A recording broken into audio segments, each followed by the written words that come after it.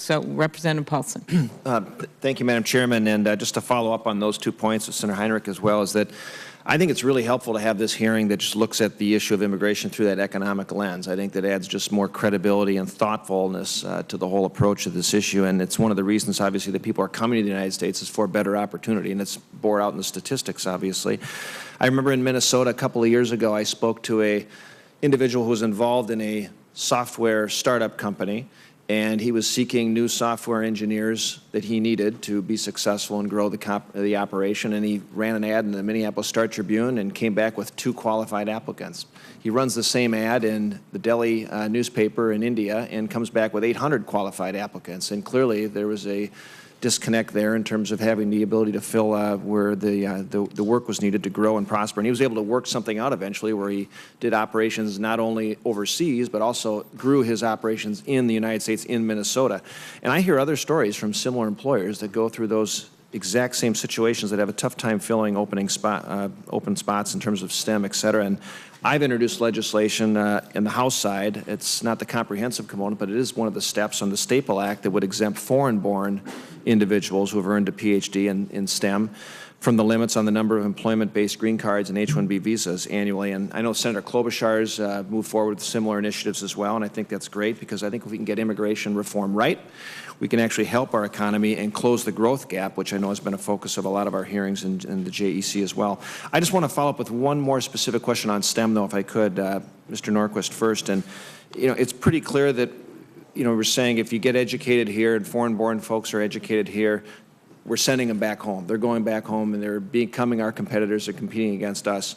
You know, in your viewpoint, is there a tipping point? I mean, is there a critical mass where other countries at some point generate either local education systems or, you know, entrepreneurial sort of development where there's critical mass, where we will no longer be the destination, where we do have a tipping point and that critical mass is overseas if we don't act soon?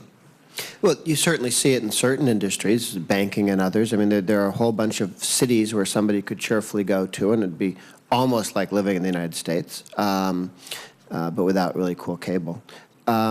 So I think, yeah, it is a danger. And I think that we're better off making available, if they want to come and be Americans, that opportunity. I was unaware of the legislation to say if you got your STEM PhD somewhere else, come on in. I think that's a great idea. It certainly ups the numbers of folks that could come in, not just the ones who were able to get into schools in the States. But, I mean, that's, I think, an extremely good idea. Yeah. And Dr. Kugler, maybe you can expand as well. Going forward, does the lack of STEM workers, what does it mean for future innovation, you know, for the economy in general, you know, quantifiably? I know the numbers clearly bore out where there are immigrants have contributed greatly towards innovation and the dynamic components of our economy, but what happens if we don't move forward?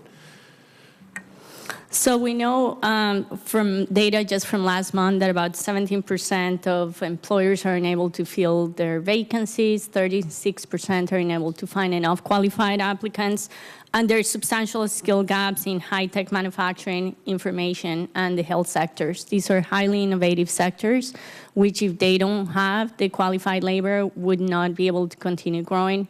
Many of these people work in R&D and innovative activities, and these would drag back productivity, certainly for the economy.